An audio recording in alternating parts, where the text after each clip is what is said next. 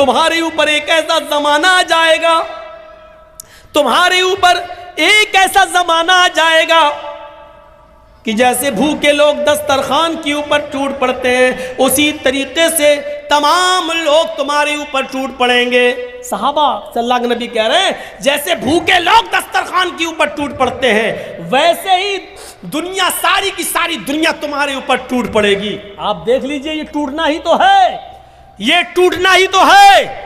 Petrol 100 के पार, diesel भी उसी के मुकाबिल, गैस सिलेंडर की कीमत, सरसों के तेल की कीमत, ये सारी कीमतों को आप एक तरफ रखिए, लेकिन इसके बावजूद हम परेशानियां उठा लेंगे, सब कुछ बर्दाश्त कर लेंगे, लेकिन वोट हम उन्हीं को देंगे। ये क्या है? तसल्लुत देखिए, वो जहर घोलने में कामयाब हो गए और सबको एक प्लेटफार्म पर ले आए। हम यही ढूंढते रहे कि हमारा कौन है, हमारी आवाज कौन उठा रहा है, हमें हक कौन दिला रहा है। तुम हक की बात कर रहे हो, अपना वजूद बचाने की फिक्र करो। अब तो हम इसी में अभी पड़े हुए हैं। और किसी चैनल वाले ने हमारा इंटरव्यू लिया, कहा कि आप क्या कहना चाहते हैं कि जर्जी साहब, क्या बीजेपी मुसलमानों को बर्बाद कर रही है? मैंने कहा नहीं, बीजेपी मुसलमानों को कभी बर्बाद कर ही नहीं सकती। ये आप गलत सोचते हो कि बीजेपी आ जाएगी हमें बर्बाद कर देगी। नहीं, जिस दिन बीजेपी मुसलमानों को बर्बाद करेगी उस दिन बीजेपी खुद बर्बाद हो जाएगी। यह सोचो, बीजेपी कभी मुसलमानों को बर्बाद नहीं करेगी, क्योंकि जब मुसलमान बर्बाद हो जाएंगे तो फिर वो किसके नाम पर हुकूमत करेगी? वो मुसलमानों को बाकी रखेगी, वो मुसलमानों को बचाएगी, वो मुसलमानों की हिफाजत भी करेगी, क्योंकि इन्हीं को रुस्वा करके, इन्हीं मुसलमानों को बदनाम करके उसको हुकूमत चलाना है। वो मुसलमानों को बर्बाद नहीं करेगी। मुसलमानों को बर्बाद करने के बाद फिर वो हुकूमत किस पर करेगी? उसको हुकूमत में बाकी रहने के लिए मुसलमानों को बाकी रखना जरूरी है। इसलिए आप ये तसव्वुर मत करिए कि हमें बीजेपी बर्बाद कर देगी। नहीं, परेशान करेगी, बर्बाद नहीं करेगी। परेशान करेगी, हवा खड़ा करके तुम्हें इंडिया से निकाला जाएगा,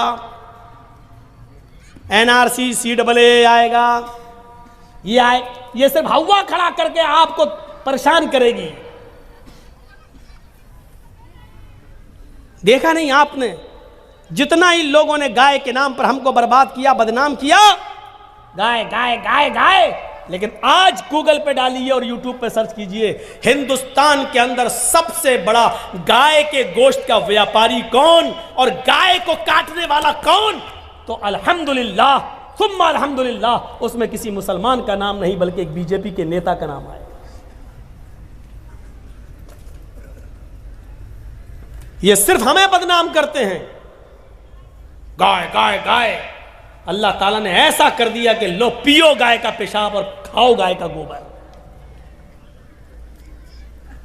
ऐसी जगह पहुंचा दिया है कि तुम मुसलमानों से गाय गाय गाय करते हो।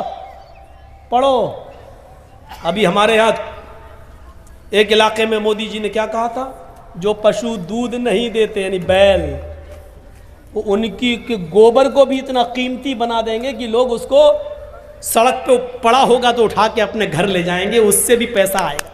मशीन, पता नहीं रात में सपने में कौन बताता है हमारे देश के चौकीदार को, गोबर से भी पैसा आएगा। हम 5 साल इंतजार करेंगे कैसे आता, देखेंगे। तो ये हालत है हमारी, टूट पड़ेंगे सारे लोग तुम्हारे ऊपर।